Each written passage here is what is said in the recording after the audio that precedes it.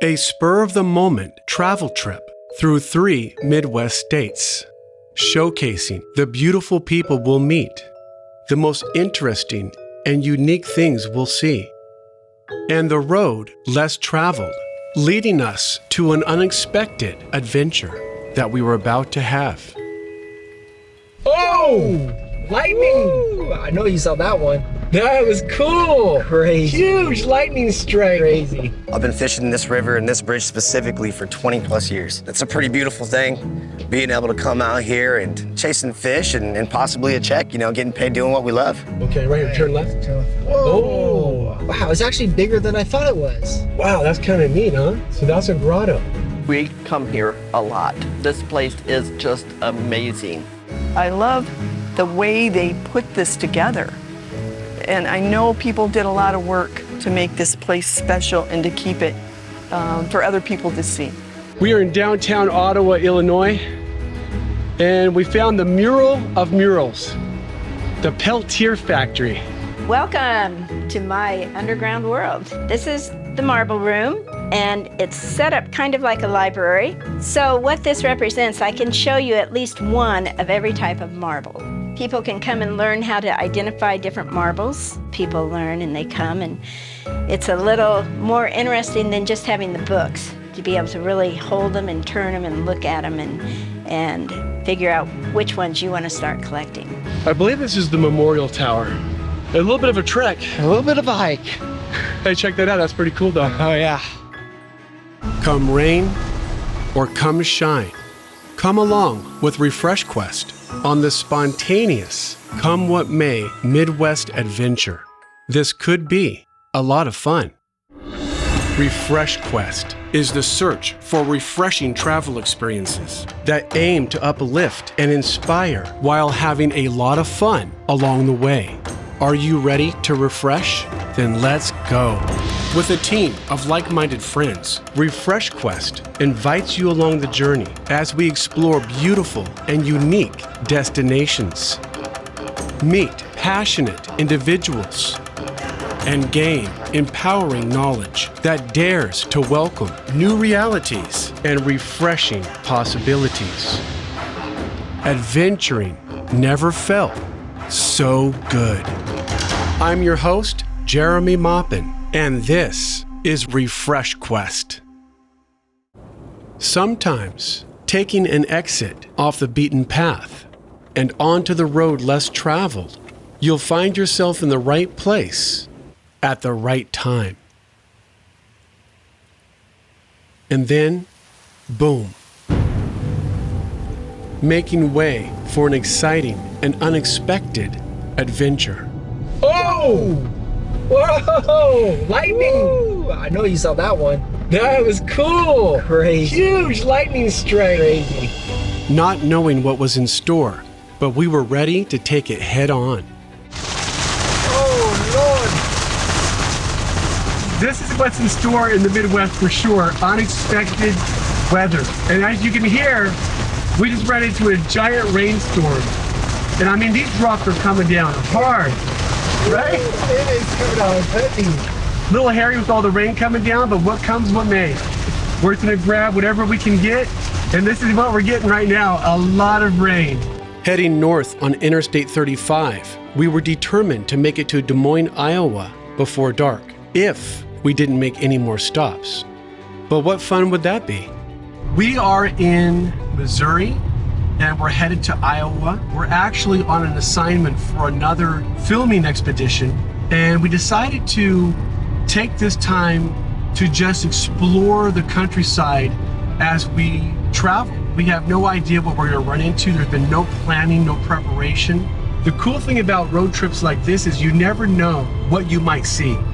And this one's gonna be completely unexpected, completely unscripted. But that's what makes it fun. It's like an adventure because, we don't know what we're going to find. This could be surprisingly a lot of fun. Coming into Des Moines right on time, we meant to make the most of it, even if it was after sundown.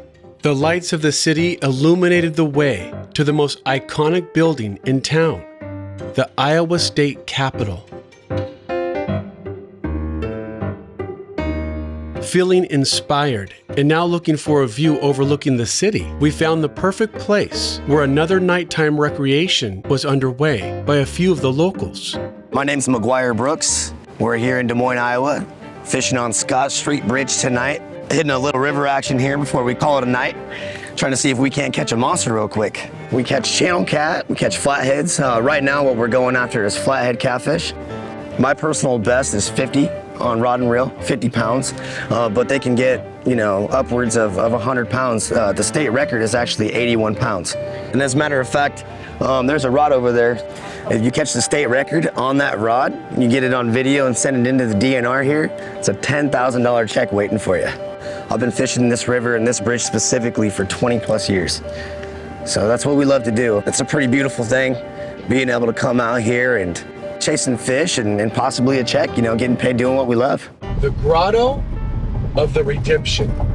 Nice. It looked cool. It sounds mysterious. Yeah, it sounds mysterious.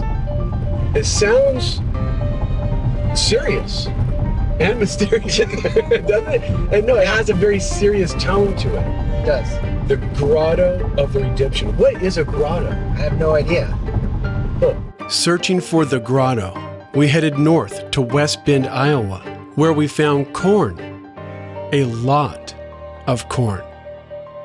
The grotto, what is, my friend? The Grotto of Redemption. Yep, and you're going to be redeemed. For what? All the sins you committed last night. And then out of nowhere, amongst all this corn, appeared a grotto. Grotto of the Redemption. Welcome. Okay, right here, turn left. Whoa. Oh. All right. Wow. Oh, okay, cool. Wow, it's actually bigger than I thought it was. Wow, that's kind of neat, huh? Wow. So that's a grotto. Okay, let's check this out. Check it. The definition of a grotto is a small artificial or natural cave, but that is far too simple to describe the Grotto of the Redemption. This place is a masterpiece. Everywhere you look, there is something extraordinary, leaving you with a feeling of awe and wonder. Designed and built beginning in 1912 by Father Paul Doberstein and continuing for another 50 years, the Grotto of the Redemption is the largest grotto in the world. Millions of carefully placed minerals, fossils, shells, and petrifications around every corner and in every crevice, making up 9 separate grottos surrounding statues depicting scenes in the life of Jesus.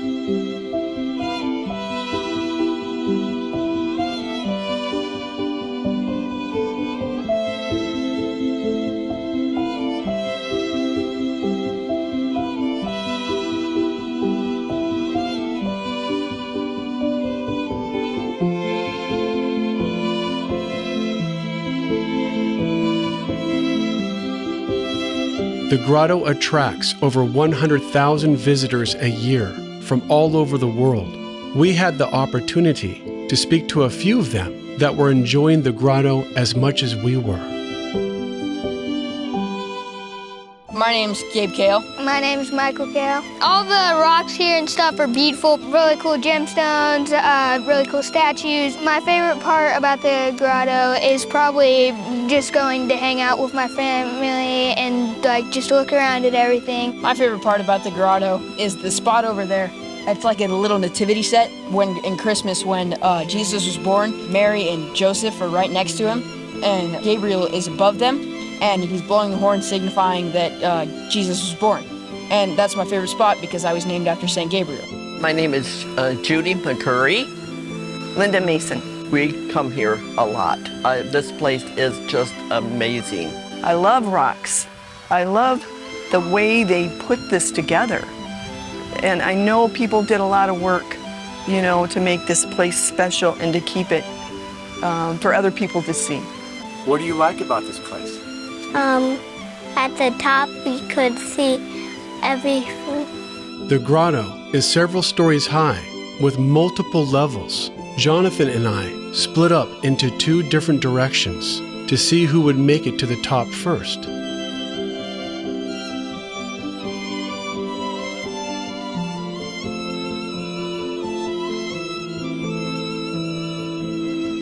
Zane was right. You can see everything from the top.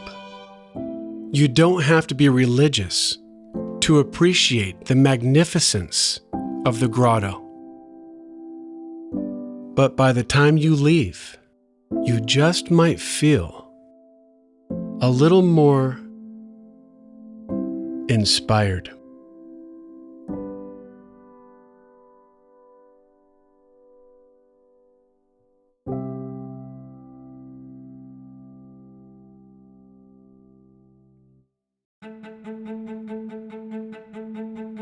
Now changing direction, we headed east toward the great state of Illinois, saying goodbye to the cornfields of Iowa. And hello to a few more trees. Our next stretch of road was a good 5.5 hours long, so we had plenty of time to contemplate our journey. And if I do say so myself, it has been a very good one so far. And now it was time to just sit back and enjoy the rest of the ride.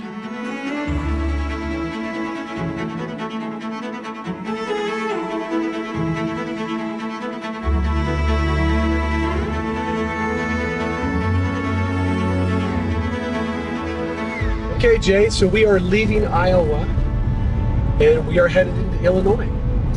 Yep. It's neighboring state. Right. We had a really cool experience in Iowa, Oh, it was great. right? Oh, yeah. And we didn't expect any of that to happen. Nope. And look what we got into. Just by being on the road and then taking a few off the beaten paths to where we thought something interesting could be happening. I'm hoping that we'll have the same experience in Illinois. Yeah, me too. Yeah, I'm sure we will. yeah, There's always something to find. exactly. We'll find it. We will. I have a feeling we are going to find it. The first place for us to find it was in Ottawa, Illinois. Our brief pass-through brought us into the historic downtown, where we found a mural that took us back in time to memories of our childhood. We are in downtown Ottawa, Illinois, and we found the mural of murals, the Peltier Factory. Pretty cool. A lot of cool marbles on this wall. This Ottawa-based Peltier Glass Company was particularly famous with children for their production of glass toy marbles, producing millions of small, colorful glass spheres, and in turn, millions of smiles.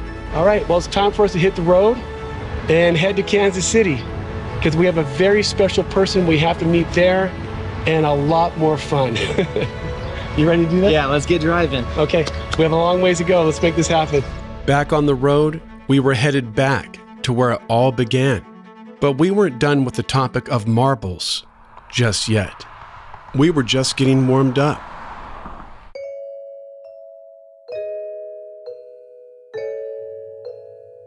Kansas City, Missouri shares its border with the state of Kansas, defining its boundary line by the longest river in the U.S., the Missouri River. English Landing Park is a great place to come and see this for yourself. Walking amongst the elms and the cottonwoods is where we met the Marble Lady, Cathy Runyan-Svacina. Cathy's nickname is not just for fun. It has a lot more foundation in reality than you would know. But first, Cathy wanted to give us a bit of nature's natural wonders to wind us down after our long drive. And so, carrying Cathy's purple backpack, we walked, we talked, we explored, and discovered the beauty all around us, blowing wishes for dreams to come. Feeling grounded, we headed back to Cathy's home, where we were about to discover the full story of her moniker, the Marble Lady. Coming into her driveway, it quickly became self-evident. Marbles were everywhere.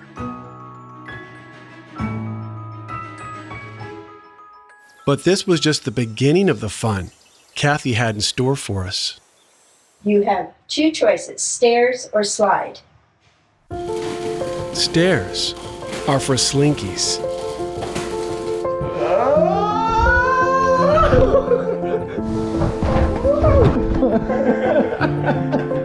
Welcome to my underground world.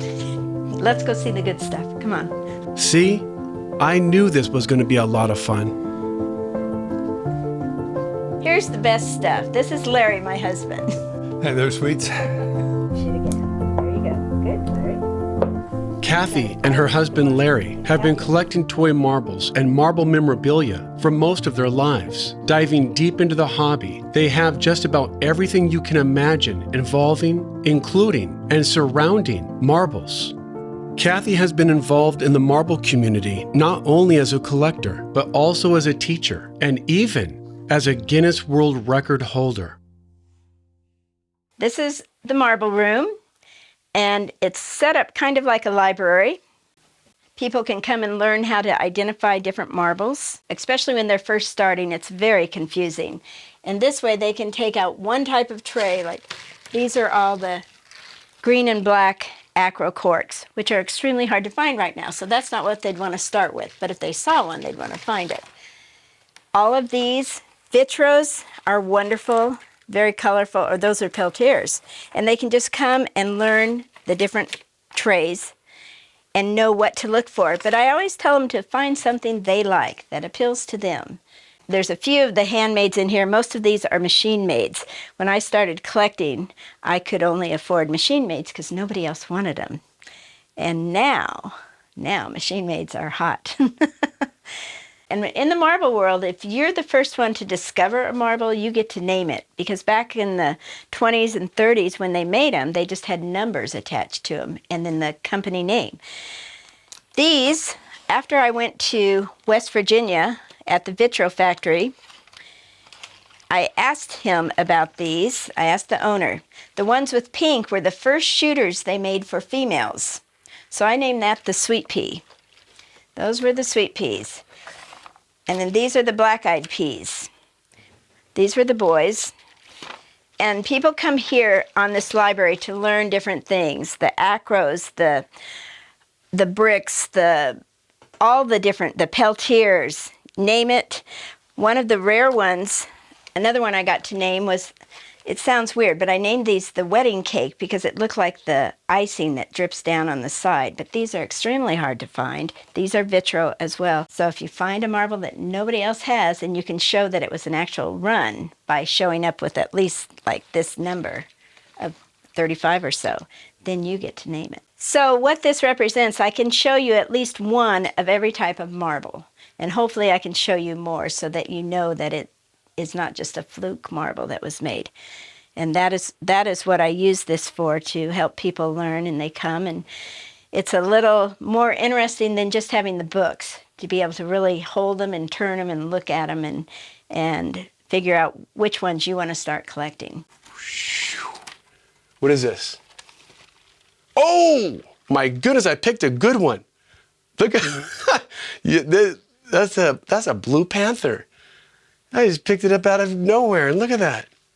Something next to it that I've never seen. That's awesome marble. I'll just pull out another tray here just randomly. Like I'll pull out this guy. Look at that, there's peltier. Look how colorful the pelts are. So these are just specimens of different types of marbles from all the different factories. And she has them organized, and she's gonna start labeling them and so you can understand and see all the different types and different kinds. Here's one she has labeled acro chocolates. Incredible. And it's almost like being in a book library, except for the fact that you're not reading, you're looking and being in amazement of how pretty and precious these items are. Look at all the different types of slag marbles that didn't quite make it into a marble, but they're beautiful nonetheless. Ooh, peltier. Tigers and wasps, John Deeres, some Superboys. They're so pretty. Oh my goodness, there's some special marbles in here. Pretty awesome. What I like are some of the original paintings This is done in England as far as I know. I'm not sure who did it, but it's an original. And then just some of our collection that we keep here of handmade marbles and a few machine-made marbles.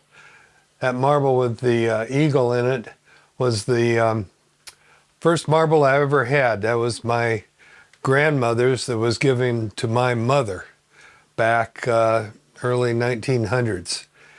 And I saw that and gee, I like that one. And so when I would go around to antique shops with my mother, if I was a good boy, I would get a chance to get a marble. And so that's how this whole collection got started when I was maybe 8 years old, 9 years old, something like that. This is probably the largest jewelry collection known from the 30s or 20s, even on up to the 60s. All the marble jewels. So you could be decked out like a marble queen anytime you want. Right here from Cathy. This is something. This was the NFL marbles. It was only on the shelf for one day before they realized it wasn't licensed properly. This is where hundreds of thousands of Boy Cub Scouts got their marble badge, playing and learning how to play marbles. And this table's seen many, many people. Come over here, check this out. These are some of her contemporaries. I'm going to open this up. She's given me permission. And up here, there's some special vitro marbles that the factory only made for a limited amount of time and run. Look how pretty that is. That's awesome. It's so cool to come into this type of world and be a part of it. Really special. This is one of the simplest tournament games. You have 13 marbles, 3, 3, 3, 3, and 1 in the middle. You take your shooter, and you're going to play simply like pool. You want to go for 7 of the 13. If you knock one out, I knocked one out, that's 1 for me, but my shooter went out, so it's now the other person's turn. Oh, okay. If you stay inside, if you stick, and you've knocked one out, you get to shoot again until you miss. Take it away, you guys. All right. Are you ready to do this? Let's give it a try. Best man, best marble man All right. wins. Okay. First to 7. All right, here we go. Tapping into our competitive side, Jonathan and I went at it with the classic marble game, Ringer. On one side of the table was Jonathan Lucky Clever versus Crazy Lost My Marbles Maupin.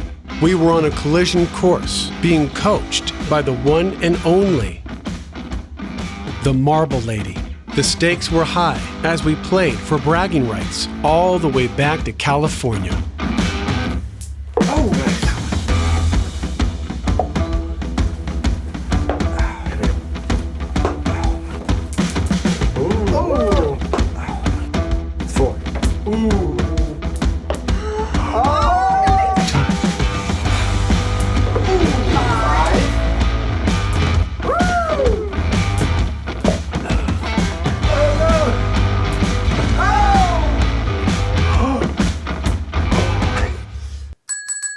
Jonathan takes it. The rookie beats the pro.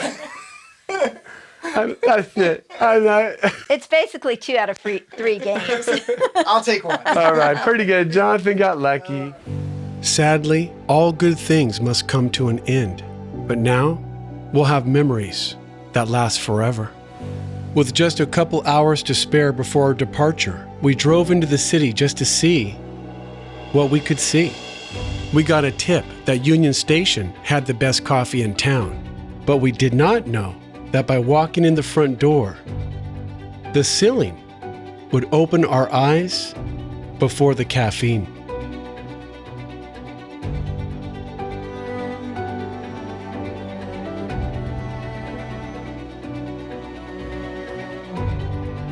Walking to get some coffee, getting ourselves ready to go back home.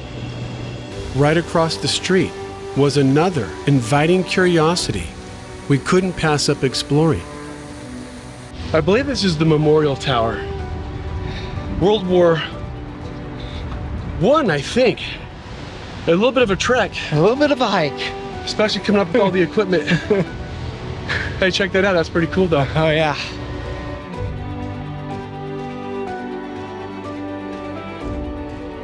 After a good workout and on closer inspection, the Liberty Memorial proved to be another great find on our epic journey.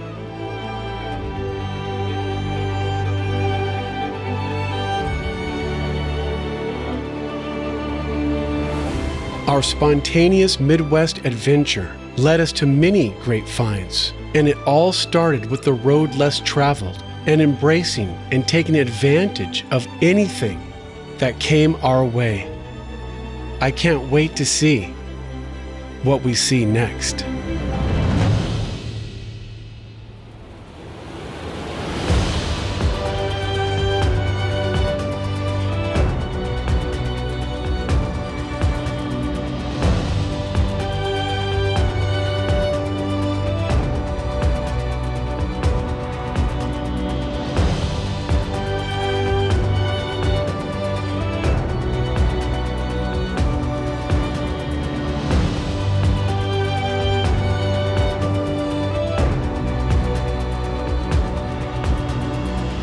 What a perfect way to end this adventure. Got a little bit of exercise in before we hit our flight. And now we can enjoy this beautiful view of looking at the downtown of Kansas City. And we got the Liberty Monument behind us. Can't beat that. All right, until the next one. See you guys.